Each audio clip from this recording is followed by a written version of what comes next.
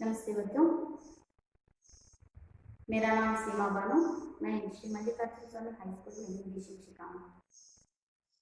बच्चों, आज हम 9वीं कक्षा के गद्य भाग नफे के चक्कर में इस गद्य भाग के अगले भाग के बारे में देखेंगे, क्योंकि पिछले कक्षा में हमने कुछ ही इस गद्य भाग के बारे में जानकारी हासिल किए थे। अब हम आगे बढ़ेंगे। बच्चों, आगे बढ़ने से पहले हम पिछली कक्षा के किए हुए गद्यांश को एक बार पुनर्मनन करेंगे। यह गद्यांश एक संकलित भाग है। यहाँ पर यानी कि इस गद्य भाग का आशय यह है कि जो परिश्रम से कमाता है, जो वस्तु परिश्रम से पाता है, वही उसके हाथ लगता है। बिना परिश्रम के कोई भी वस्तु को यानी कि कोई भी चीज को पाने की इच्छा रखना लालच कहलाता है। ऐसे ही यहाँ पर एक व्यक्ति लालच की यानी कि अधिक आशा से बिना परिश्रम से एक चीज को हासिल करने की इच्छा रखता है, लेकिन उसे उस समय बहुत ही मुसीबतों का सामना करना पड़ता है। यहाँ पर वह लालची व्यक्ति है बाबू भाई। एक दिन बाबू भाई को नारियल खाने का मन हुआ। इतनी तीव्र इच्छा हुई कि वह नारियल को खाने की इच्छा से उसे मुंह में पानी आने लगा। लेकिन एक समस्या थी कि घर पर नारियल नहीं था। तो बाबू भाई ने मन ही मन सोचा, अरे नारियल खाने की इच्छा तो इतनी हो रही है, लेकिन घर पर एक भी नारियल नहीं है। अब नारियल लाने के लिए इतनी दूर बाजार जाना पड़ेगा और पैसे भी खर्च करने पड़ेंगे। यह सोचते हुए बाबू भाई चप्पलें पहनकर हाथ में लाठी हुए बाजार की ओर निकल गए।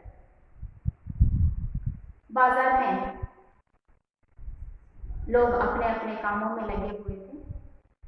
लोगों को पूछताछ करते हुए बाबू भाई आगे निकलते हुए एक नारियल वाले के पास पहुंच गए। नारियल वाले से जाकर कहा, अरे भाई, एक नारियल का दाम कितना है? तो नारियल वाले ने कहा, काका, एक नारियल का दाम 2 रुपए। तो जब नारियल वाले ने एक नारियल का दाम 2 रुपए बताया, तो बाबू भाई अपनी आंखों को फाड़ते हुए कहा, अरे भाई, एक नारियल का दाम 2 रुपए, मुझे एक नारियल को 1 रुपए में दे दो। यह बाबू भाई ने नारियल वाले से कहा। तो नारियल वाले ने कहा, नहीं काका, मैं तुम्हें 1 रुपए में नारियल नहीं दे सकता। अगर तुम्हें 1 रुपए में नारियल चाहिए तो तुम एक काम करो, तुम मंडी चले जाओ, वहां पर तुम्हें एक नारियल का दाम 1 रुपए में मिल जाएगा। तभी बाबू भाई ने वहां से निकलकर कहां पर पहुंचे? मंडी। मंडी पहुंचकर वहां पर शोर चल रहा था। व्यापारी अपने अपने व्यापार में व्यस्त थे, ऊंची ऊंची आवाजों में बात कर रहे थे। उन्हीं के बीच बाबू भाई पहुंचकर एक मंडी वाले से पूछा, अरे भाई, एक नारियल का दाम कितना है? तो मंडी वाले ने बताया, काका, एक नारियल का दाम 1 रुपए है। तो बाबू भाई ने कहा, अरे मैं इतनी दूर से आया हुआ हूं और तुम कह रहे हो कि एक नारियल का दाम 1 रुपए, मैं तुम्हें पूरे 50 पैसे दूंगा, तुम मुझे एक नारियल दे दो। ऐसा कहते हुए नारियल लेने लगे। तो नारियल वाले ने कहा, नहीं काका, मैं तो तुम्हें सही दाम बता रहा हूँ, पूरे 1 रुपए में 1 नारियल दूंगा, मैं तुम्हें 50 पैसे में नारियल नहीं दूंगा। ऐसा कहते हुए झट से उसने नारियल को बाबू भाई से छीन लिया। जब नारियल वाले ने बाबू भाई से नारियल को छीन लिया तो बाबू भाई के मुंह पर निराशा दिखाई दी। तो उस नारियल वाले ने कहा, काका तुम एक काम करो, तुम्हें 50 पैसे में नारियल चाहिए तो तुम बंदरगाह पर जाओ, तुम्हें वहां पर 50 पैसे में नारियल मिल जाएंगे। जब नारियल वाले ने बाबू भाई को 50 पैसे में बंदरगाह में नारियल मिलेंगे ऐसा बताया तो बाबू भाई अपनी लाठी को देखते हुए सोचा, अरे 50 पैसे तो अरे पूरे 50 पैसे होते हैं, थोड़ी दूर चलूंगा तो 50 पैसे बच जाएंगे, और इतना ही नहीं, मेरे पैरों में अभी भी दम है, यानी कि मेरे टांगों में अभी भी दम है, क्यों ना थोड़ी दूर चलूंगा तो पूरे 50 पैसे बच जाएंगे। ऐसा सोचते हुए बाबू भाई वहां से निकल पड़े, थोड़ी दूर पहुंचे, वहां पर एक नाव वाले के सामने 3-4 नारियल पड़े हुए थे। बाबू भाई ने उस नाव वाले के पास पहुंचे और कहा, अरे नारियल तो देखने में बहुत ही अच्छे हैं, बहुत ही मजेदार लग रहे हैं, एक नारियल का दाम कितना? तो उस नाव वाले ने कहा, काका एक नारियल का दाम 50 पैसे है। जब नाव वाले ने एक नारियल का दाम 50 पैसे बताया तो नारियल बाबू भाई ने कहा, बहुत ही आश्चर्य से चकित होकर कहा कि अरे इतनी दूर से आया हूँ, पैदल आया हूँ और इतना थक गया हूँ, मेरा चलना ही व्यर्थ हो जाएगा। नहीं नहीं, मैं तुम्हें 50 पैसे नहीं दूंगा, बल्कि मैं तुम्हें पूरे 25 पैसे दूंगा, तुम मुझे यह नारियल दे दो। तो उस नाव वाले ने कहा, नहीं काका, मैं तुम्हें 25 पैसे में नहीं दे सकता, 50 पैसे में देना हो तो नारियल खरीद लो, वरना यहाँ से निकल जाओ। तुम्हें 25 पैसे में नारियल चाहिए तो तुम एक काम करो, नारियल के बगीचे में चले जाओ, वहां पर तुम्हें जितने चाहिए नारियल मिल जाएंगे।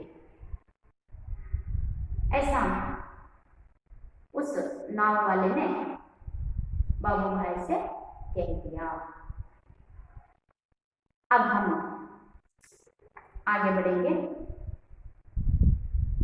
नाव वाले ने कहा, नीचे रख दो, मेरे साथ कोई सौदा वौदा नहीं, सस्ते में चाहिए नारियल के बगीचे में चले जाओ, वहां ढेर सारे मिल जाएंगे, मनपसंद दाम। बाबू भाई ने फिर अपने आप को समझाया, इतनी दूर आया, अब बगीचे तक जाने में हर्ज की क्या है। सच बात तो यह थी कि वे काफी थक चुके थे, मगर 25 पैसे बचाने के ख्याल से ही उनमें फुर्ती आ गई। बाबू भाई नारियल के बगीचे में पहुंच गए। वहां के माली को देखकर उससे पूछा, यह नारियल कितने में बेचोगे? माली ने जवाब दिया, जो पसंद आए ले जाओ काका, बस 25 पैसे का एक। हे भगवान, 25 पैसे? पूरा रास्ता पैदल आने के बाद भी मेरी बात मानो, एक नारियल मुफ्त में ही दे दो। हाँ देखो, मैं कितना थक गया। बाबू भाई की बात सुनकर माली ने कहा, अरे काका, मुफ्त में चाहिए ना, पेड़ पर चढ़ जाओ और जितने चाहो तोड़ लो। सच? जितना चाहो ले लो? बाबू भाई तो खुशी से फूली ना समाये। उन्होंने जल्दी जल्दी पेड़ पर चढ़ना शुरू कर दिया।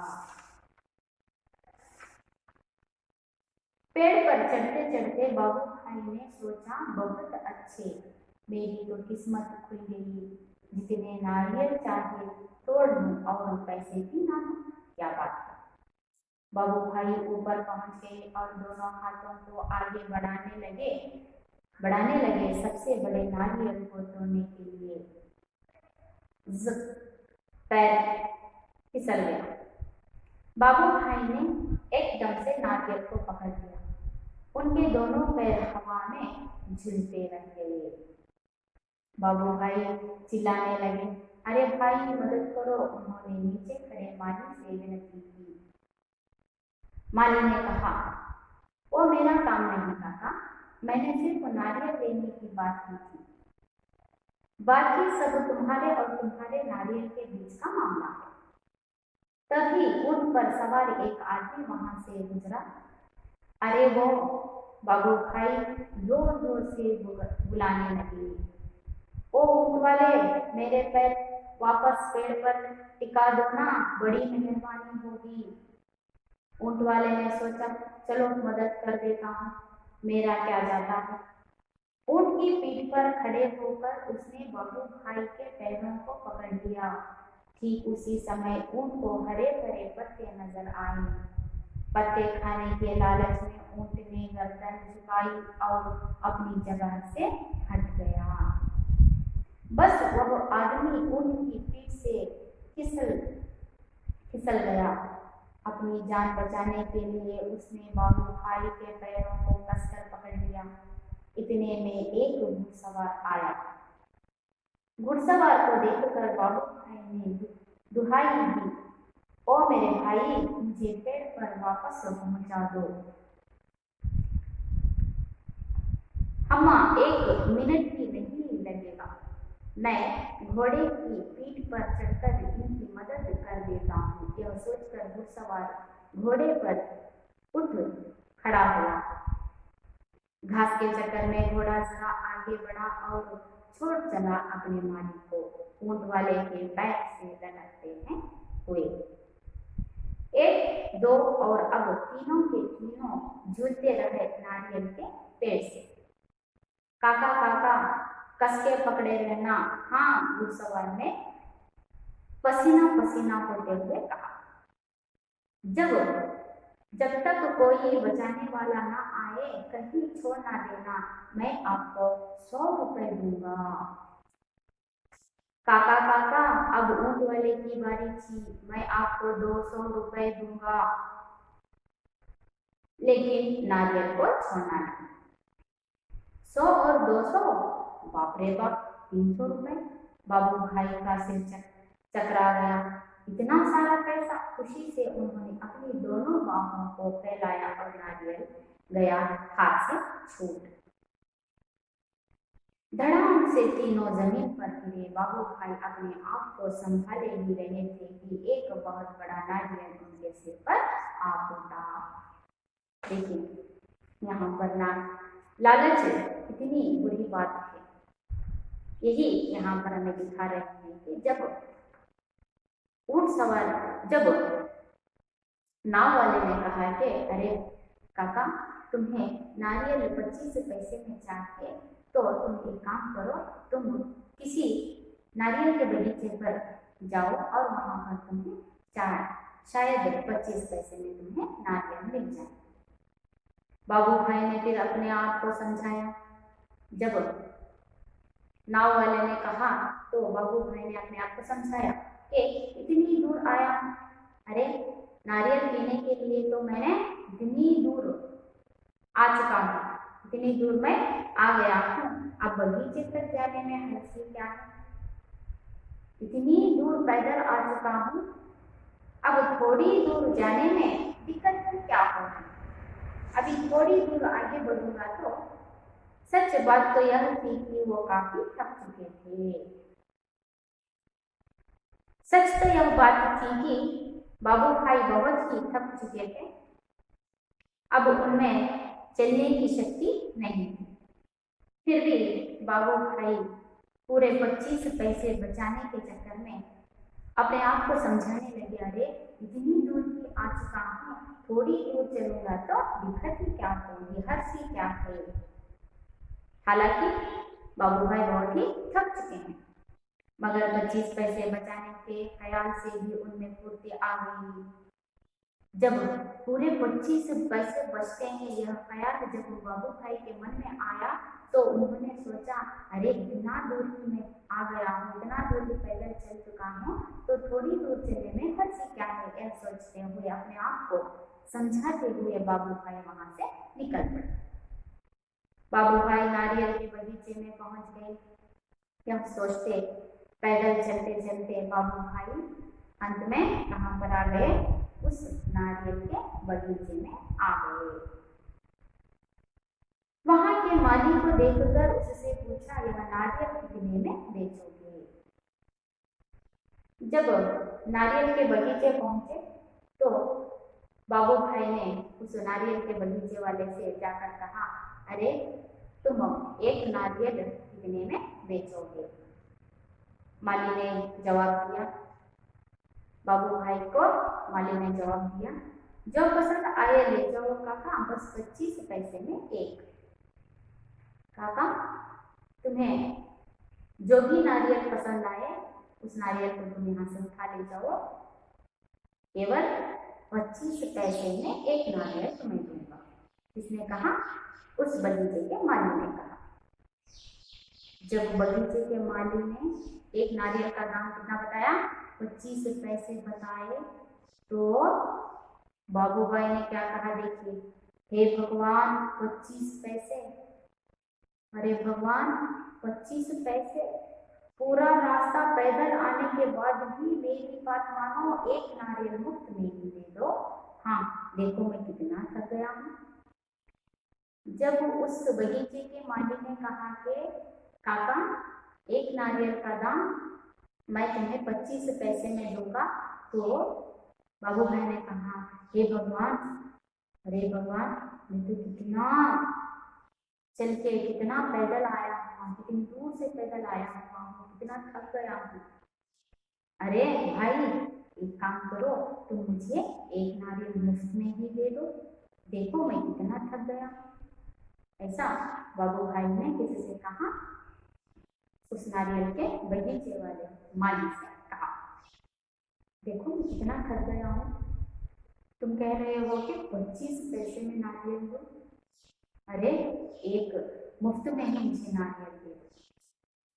बाबू भाई की बात सुनकर माली ने कहा, जब बाबू भाई ने कहा, अरे मैं बहुत दूर से आया हुआ हूँ, पैदल आया हुआ हूँ, बहुत ही थक गया हूँ, तो मुझे मुफ्त में एक नारियल दे दो, ऐसा कहा। तो उस माली ने कहा कि अरे काका मुफ्त में जाके ना पेड़ पर चढ़ जाओ और जितने चाहो तोड़ दो। अरे काका तुम्हें मुफ्त में नारियल चाहिए, तो एक काम करो, तुम कोई भी पेड़ पर चढ़ जाओ और जितने चाहिए नारियल तुम तोड़ दो। बाबू भाई को कितनी खुशी हुई कि सच जितना चाहो ले लो। बाबू भाई तो खुशी से फूली ना समाये। जब माली ने कहा, अरे काका तुम्हें मुफ्त में नारियल पीना है, तो एक काम करो, तुम्हें कोई भी पेड़ पर चढ़ जाओ और तुम्हें जितने चाहिए नारियल ले लो, यानी तोड़ दो। यह बात सुनते ही बाबू भाई खुशी से फूले नहीं समाये, यानी कि खुशी का कोई ठिकाना ना रहा। इतना आनंद हुआ, इतनी खुशी हुई कि उन्होंने कहा कि सच जितना चाहे तोड़ दो। अच्छा मैं जितना चाहे तोड़ लूं, ऐसा बाबू भाई ने कहा। तभी उस बगीचे के माली ने कहा, उन्होंने जल्दी जल्दी पेड़ पर चढ़कर चढ़ना शुरू कर दिया। बस उस माली की बात यह सुनना था कि जितने चाहे नारियल तोड़ लो। यह बात सुनते ही बाबू भाई ने जल्दी जल्दी से पेड़ पर चढ़ना शुरू कर दिया। पेड़ पर चढ़ते चढ़ते बाबू भाई ने सोचा, खुशी से पेड़ पर चढ़ते चढ़ते बाबू भाई ने सोचा कि बहुत अच्छे, मेरी तो किस्मत खुल गई, जितने नारियल चाहे तोड़ लूं और पैसे भी ना दूं, क्या बात है। अरे इतनी दूर पैदल चलकर आने पर तो मुझे नफा ही हुआ। इतनी दूर पैदल आया अंत में मुझे जितने चाहे उतने नारियल मिल रहे हैं। ऐसा सोचते हुए खुशी खुशी बाबू भाई पेड़ तक चढ़ने लगे। बाबू भाई ऊपर पहुंच गए। अब बाबू भाई कहाँ पर है? पेड़ पर है। पेड़ पर पहुंच गए और दोनों हाथों को आगे बढ़ाने लगे सबसे बड़े नारियल को तोड़ने के लिए।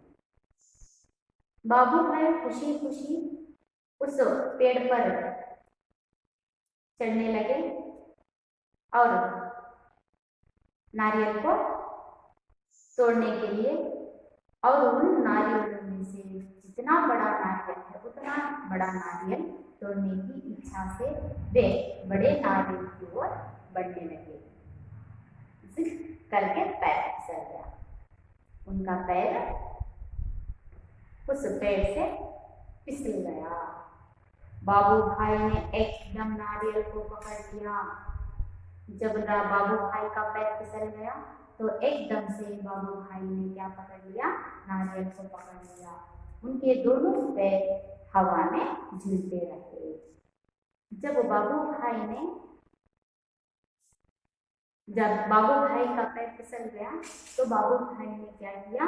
नारियल को कस के पकड़ लिया और दोनों हाथ नारियल को पकड़े हुए हैं। पैर क्या हो रहे हैं? झूल रहे हैं। अब बाबू भाई कहाँ पर हैं?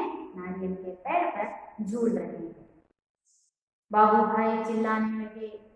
जब पैर फिसला तो नारियल को पकड़ते हुए बाबू भाई झूल रहे हैं। झूलते हुए बाबू भाई ने चिल्लाने लगे। बाबू भाई चिल्लाते हुए कहने लगे, अरे भाई मदद करो। उन्होंने नीचे खड़े माली से विनती की। नीचे खड़े हुए माली से विनती करते हुए बाबू भाई ने कहा, अरे भाई मेरी मदद तो करो। ऐसा बाबू भाई ने उससे विनती की। माली ने कहा, पेड़ पर लटके हुए बाबू भाई ने माली से विनती की, अरे भाई मेरी मदद करो। तो बाबू भाई पेड़ पर लटक रहे हैं तो माली ने कहा, अरे भाई मदद करो। तो माली ने कहा, वो मेरा काम नहीं है काका, मैंने सिर्फ नारियल देने की बात की थी, बाकी सब तुम्हारे और तुम्हारे नारियल के बीच का मामला है।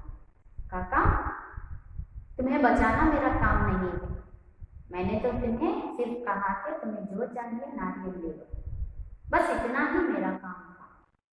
अब तुम्हारे और नारियल के बीच का मामला है, तुम ही इसे संभाल लो। ऐसा कहते हुए माली ने चुपचाप वहां पर खड़ लिया और बाबू भाई की मदद करने के लिए आगे ना बढ़ा।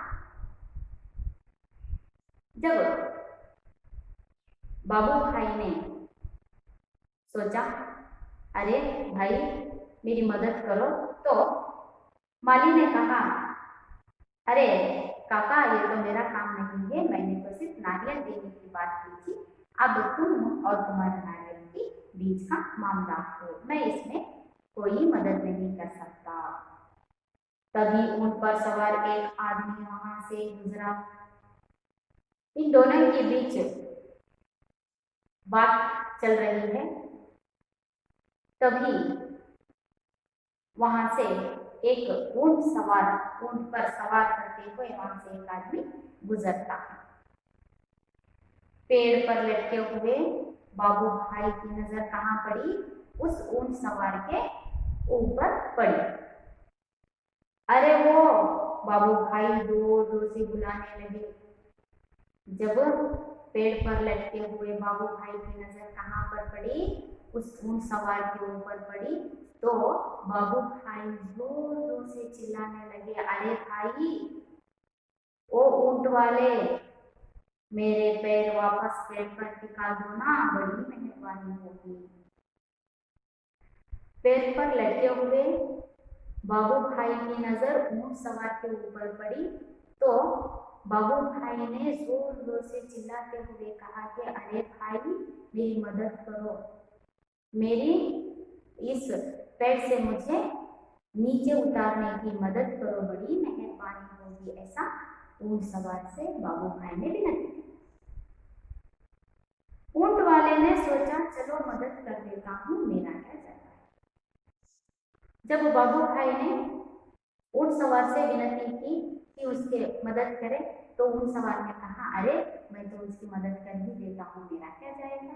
ऐसा सोचकर ऊंट सवार ने बाबू भाई की मदद करने के लिए आगे बढ़ा।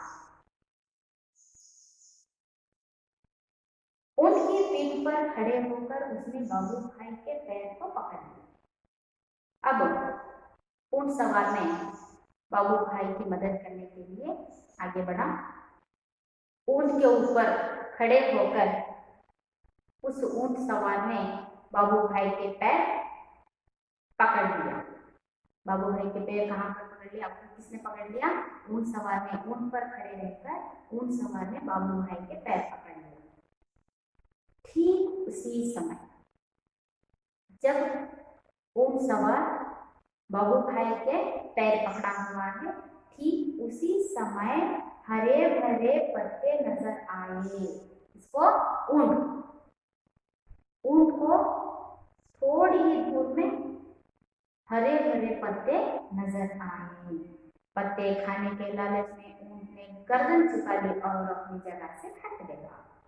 देखिए यहाँ पर ऊंट सवार बाबू भाई के पैर पकड़ा हुआ है। अभी बाबू भाई को उतारने ही वाला था कि ठीक उसी समय पर ऊंट को थोड़ी ही दूर में हरे भरे पत्ते नजर आए। तभी उन हरे भरे पत्तों को खाने की लालच में ऊंट गर्दन झुकाई और वहां से चले गए।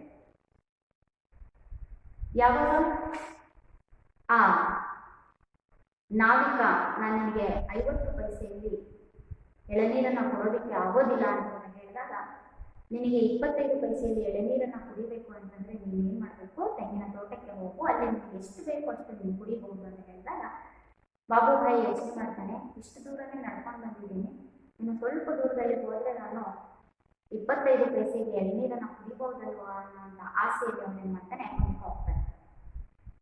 ಆ ಎಳನೀರನ್ನ ಅಂದ್ರೆ ತೆಂಗಿನ ತೋಟದ ಮಾಲಿಯ ಹತ್ರ ಹೋಗಿ ಕೇಳ್ತಾನೆ, ಏನಪ್ಪ ಒಂದು ಎಳನೀರಿಗೆ ಎಷ್ಟು ಬೆಲೆ ಅಂತ ಕೇಳಿದಾಗ ಅವನು ಹೇಳ್ತಾನೆ 25 ಪೈಸೆ.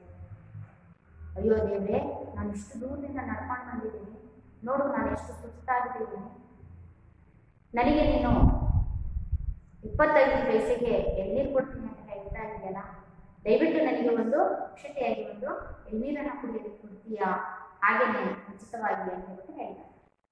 ಆವಾಗ ಆ ಮಾಲಿ ಹೇಳ್ತಾನೆ, ನೀನು ಪುಕ್ಕಟೆಯಾಗಿ ನೀನು ಎಳ್ನೀರನ್ನು ಕುಡಿಬೇಕಾ?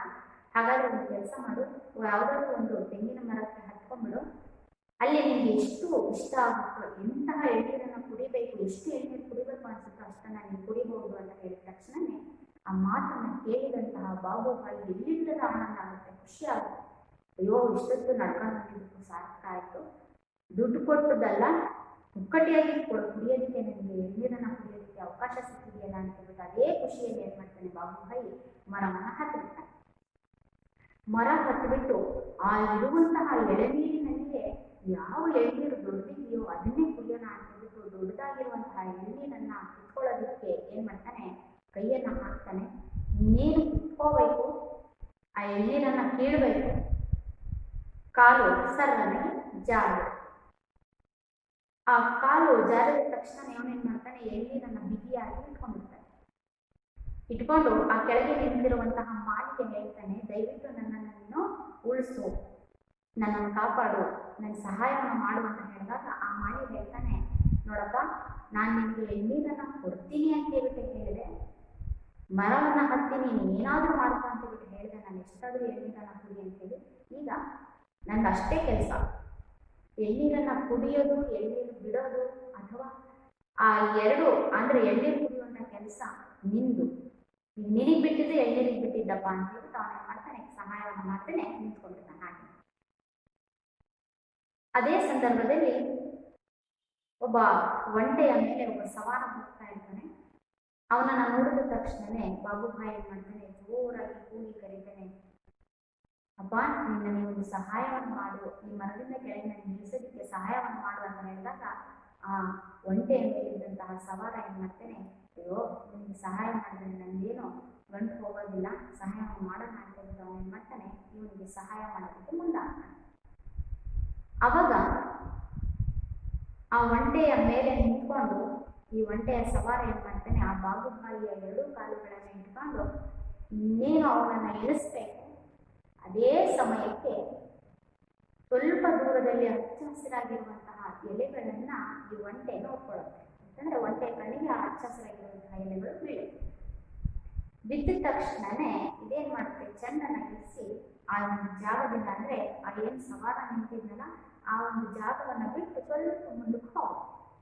ಈಗೇನಾಯ್ತು, ಒಂಟೆ ಆ ಬಾಬುಭಾಯಿಯ ಕಾಲನ್ನು ಇಟ್ಕೊಂಡು ಯಾರು ನೇತಾಡ್ತಾ ಇದ್ದಾರೆ, ಒಂಟೆಯ सवार। अब क्या कर रहा है, ऊंट सवार भी बाबू भाई के पैरों को पकड़े हुए झूल रहा है। बस वह आदमी ऊंट की पीठ से फिसल गया। बस वह आदमी भी यानी कि ऊंट सवार भी बाबू भाई के पैरों को पकड़े हुए वहां से झूल रहा है। अपनी जान बचाने के लिए उसने बाबू भाई के पैरों को कसकर पकड़ लिया। अपनी जान बचाने की इच्छा से ऊंट सवार ने क्या किया, बाबू भाई के पैरों को कसकर पकड़ लिया। इतने में एक घुड़सवार आया। बाबू भाई नारियल को पकड़े हुए झूल रहे हैं, ऊंट सवार बाबू भाई के पैरों को पकड़े हुए झूल रहे हैं। इतने में ही वहां से एक घुड़सवार आता दिखाई देता। घुड़सवार को देखकर बाबू भाई ने दुहाई दी। जब वहां से घुड़सवार जा रहा था तो घुड़सवार को देखते ही बाबू भाई ने कहा कि अरे मेरे भाई, मुझे पेड़ पर वापस पहुंचा दो। अरे भाई, मुझे पेड़ पर वापस पहुंचा दो। 1 मिनट भी नहीं लगेगा, मैं घोड़े की पीठ पर चढ़कर इनकी मदद कर देता हूँ। अरे मेरा क्या जाएगा, मैं घोड़े के पीठ पर खड़े हुए मैं इनकी मदद कर सकता हूँ। यह सोचते हुए घुड़सवार ने घोड़े के पीठ पर खड़ा हो गया। घास के चक्कर में घोड़ा जरा आगे बढ़ा और छोड़ चला अपने मालिक को ऊंट वाले के पैरों से लटकते हुए। जब घुड़सवार ने उस ऊंट वाले और बाबू भाई की मदद करने के लिए घोड़े के ऊपर खड़ा हुआ, उनकी मदद कर रहा था, तभी घास खाने के चक्कर में घोड़े ने क्या किया, वहां से निकलकर आगे बढ़ गया और घुड़सवार ऊंट सवार के पैरों को कसकर पकड़े हुए झूल रहा था। 1, 2 और तीनों लटकने लगे, झूलते रहे नारियल के पेड़ से। 1 नहीं, 2 नहीं, तीनों, बाबू भाई, ऊंट वाला और घुड़सवार, तीनों के तीनों उस नारियल के पेड़ में झूलने लगे। तभी काका काका कस के पकड़े रहना, हाँ, घुड़सवार ने पसीना पसीना होते हुए कहा। तीनों पेड़ पर लटके हुए हैं। घुड़सवार ने पसीना पसीना होते हुए यानी के डरते हुए, बहुत ही डरते हुए घुड़सवार ने कहा, काका कस के पकड़े रहना। काका तुम उस नारियल को कस के पकड़े रहना, जब तक कोई बचाने वाला ना आए, जब तक हमें कोई बचाने वाला यहाँ पर नहीं आता, तब तक तुम इसको कस के पकड़े रहना और कहीं छोड़ ना देना, मैं आपको 100 रुपए दूंगा। घुड़सवार ने कहा, काका तुम इस नारियल को कस के पकड़े रहना, जब तक कोई हमारी मदद करने के लिए नहीं आता तब तक तुम इस नारियल को कस के पकड़े रहना, मैं तुम्हें इतने दूंगा, पूरे 100 रुपए दूंगा. ಆ ಒಂಟೆ ಹಚ್ಚ ಹಸಿರಾಗಿರುವಂತಹ ಎಲೆಯನ್ನ ತಿನ್ನೋದಕ್ಕೆ ಮುನ್ಕೋಗುತ್ತೆ. ಆ ಬಾಬುಭಾಯಿಯ ಕಾಲನ್ನ ಹಿಡ್ಕೊಂಡು ಒಂಟೆಯ ಸವಾರನು ಸಹ ಜೋತಾಡ್ತಾ ಇದ್ದಾನೆ. ಅದೇ ಸಮಯಕ್ಕೆ ಒಬ್ಬ ಕುದುರೆ ಸವಾರ ಅಲ್ಲಿಂದ ಹೋಗ್ತಾ ಇರ್ತಾನೆ. ಅವನನ್ನ ನೋಡಿ ಬಾಬುಭಾಯಿ ಕೂಗಿ ಕರೆದು ಸಹಾಯ ಮಾಡುವಂತೆ ವಿನಂತಿಯನ್ನು ಮಾಡ್ಕೊಳ್ತಾನೆ. ಕುದುರೆ ಸವಾರನ ಸಹ ಅವನಿಗೆ ಸಹಾಯವನ್ನು ಮಾಡೋದಕ್ಕೆ ಬರ್ತಾನೆ. ಇನ್ನೇನು ಆ ಒಂಟೆ ಸವಾರನ ಕಾಲುಗಳನ್ನು ಹಿಡಿದು ಇಳಿಸ್ಬೇಕು. ಆ ಸಮಯದಲ್ಲಿ ಕುದುರೆನೂ ಸಹ ಹುಲ್ಲನ್ನು ತಿನ್ನೋದಕ್ಕೆ ಅಂತ ಹೇಳ್ಬಿಟ್ಟು ಅಲ್ಲಿಂದ ಜಾಗವನ್ನು ಬಿಟ್ಟು ಹೋಗುತ್ತೆ. ಅಲ್ಲಿಗೆ ಆ ತೆಂಗಿನ ಮರಕ್ಕೆ 3 ಜನ ಜೋತಾಡ್ತಾ ಇದ್ದಾರೆ. ಬಾಬುಭಾಯಿ, ಒಂಟೆ ಸವಾರ ಮತ್ತೆ ಕುದುರೆ ಸವಾರ. ಆ ಕುದುರೆ ಸವಾರ ಏನ್ ಮಾಡ್ತಾನೆ ಅಂತಂದ್ರೆ,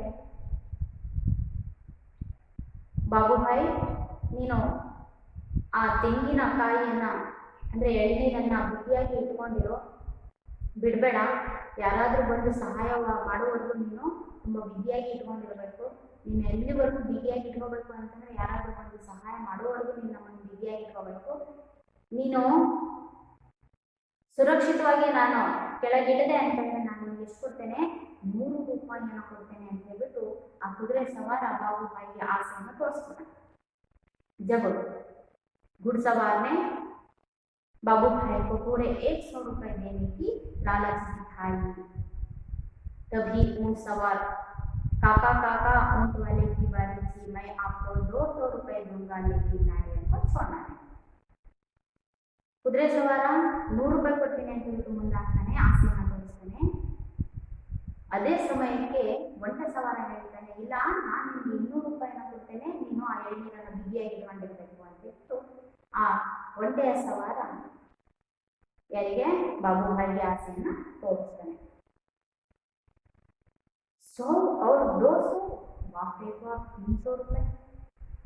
जब ऊंट सवार ने कहा काका मैं तुम्हें पूरे 200 रुपए दूंगा, तो बाबूभाई के मन में इतनी लालच पैदा हो गई कि अरे बाप रे बाप, 100 और 200 पूरे 300 रुपए का नफा होगा मुझे.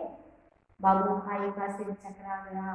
बाबूभाई के यह बात बचा ना पाए, इनके उनका सिर चकरा गया. और इतना सारा पैसा खुशी से उन्होंने अपनी दोनों बाहों को फैलाया और नारियल गया हाथ से छूट. जब घुड़सवार ने 100 रुपए देने की बात की, ऊंट सवार ने 200 रुपए देने की बात की, तो बाबूभाई को इतनी खुशी हुई कि उनका सर चकराने लगा. अरे पूरे 300 रुपए पैसे मुझे मिलेंगे. इतनी खुशी में उन्होंने दोनों बाहों को फैला दिया. जब उन्होंने दोनों हाथों को छोड़ दिया, नारियल हाथ से छूट गया. धड़ाम से तीनों जमीन पर गिरे. धड़ाम से तीनों कहाँ पर गिर गए, जमीन पर गिर गए.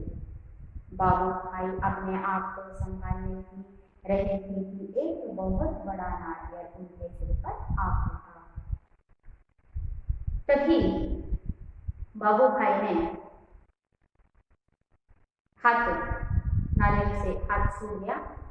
बाबूभाई नीचे गिर गए. तभी ऊपर से एक नारियल बाबूभाई के सिर पर आकर पड़ गया. ಯಾವಾಗ ಆ ಕುದುರೆ ಸವಾರ 100 ರೂಪಾಯಿನ ಕೊಡ್ತೀನಿ ಅಂತ ಹೇಳಿದ್ನೋ, ಆವಾಗ ಒಂಟೆ ಸವಾರ ಹೇಳ್ತಾನೆ, ಇಲ್ಲ ಇಲ್ಲ ನೀವು ಬಿಗಿಯಾಗಿ ಇಟ್ಕೊಂಡೆ ಅಂತಂದ್ರೆ ನಾನು ನಿಮಗೆ 200 ರೂಪಾಯಿನ ಕೊಡ್ತೀನಿ ಅಂದ ತಕ್ಷಣನೇ ಬಾಬುಭಾಯಿಯಲ್ಲಿರುವಂತಹ ಆಸೆ ಹೆಚ್ಚಾಗುತ್ತೆ. ಅಯ್ಯೋ ಅದೊಂದು 100, ಇದು 200 ಅಂದ್ರೆ 300 ರೂಪಾಯಿಯ ಲಾಭ ಆಗುತ್ತೆ ನನಗೆ ಅಂತ ಹೇಳ್ಬಿಟ್ಟು ಖುಷಿಯಿಂದ ಅವನೇನ್ ಮಾಡ್ತಾನೆ, 2 ಕೈಗಳನ್ನ ಚಾಚ್ಬಿಟ್ಟು, ಎಂತ ಖುಷಿ ಅಂತ ಹೇಳ್ಬಿಟ್ಟು 2 ಕೈಗಳನ್ನ ಚಾಚ್ತಾನೆ. ಅಂದ್ರೆ ಕೈಯನ್ನ ಬಿಟ್ಬಿಡ್ತಾನೆ. ಏನೋ ಆ ಎಲೆಯಿಂದ ಕೈಯನ್ನ ಬಿಡ್ತಾನೆ. ಬಿಟ್ಟ ತಕ್ಷಣನೇ ಭೂಮಿಗೆ ಬಂದು 3 ಜನ ಕೆಳಗೆ ಬೀಳ್ತಾರೆ. ಆ ತೆಂಗಿನ ಮರದ ಕೆಳಗೆ ಬೀಳ್ತಾರೆ. ಅದೇ ಕ್ಷಣಕ್ಕೆ ತೆಂಗಿನ ಮರದಿಂದ ಒಂದು ದೊಡ್ಡದಾದಂತಹ ಎಳ್ನೀರು ಬಾಬುಭಾಯಿಯ ತಲೆ ಮೇಲೆ ಬಂದು ಬೀಳುತ್ತೆ. बच्चों, यह गद्य भाग का आशय है कि अधिक लालच करने से हमें मुसीबत ही मिलती है, हमें खुशी नहीं मिलती। इसीलिए हमें अधिक लालच नहीं करना चाहिए। यहाँ पर बाबू भाई अपने पैसे बचाने के चक्कर में, अधिक लालच के चक्कर में बाबू भाई ने कितना कुछ झेला, कितनी दूर पैदल चलकर आए। उतनी दूर पैदल चलने पर भी, इतनी मुसीबतों का सामना करने पर भी बाबू भाई की इच्छा पूर्ण नहीं हुई। नारियल खाने की इच्छा थी, उस नारियल खाने की इच्छा को वह पूर्ण नहीं कर पाए, क्योंकि बाबू भाई में लालच बहुत ही था। उनकी लालच के कारण ही बाबू भाई अपनी इच्छा को पूर्ण न कर पाए। इसीलिए हमें जितना मिलता है उतने में ही संतुष्ट रहना चाहिए। अधिक लालच करेंगे तो हमें कुछ भी हासिल नहीं होगा। बच्चों, यह पाठ का आशय तो हमें पता चला कि बाबू भाई के लालच के वजह से उन्होंने कुछ भी हासिल नहीं किया।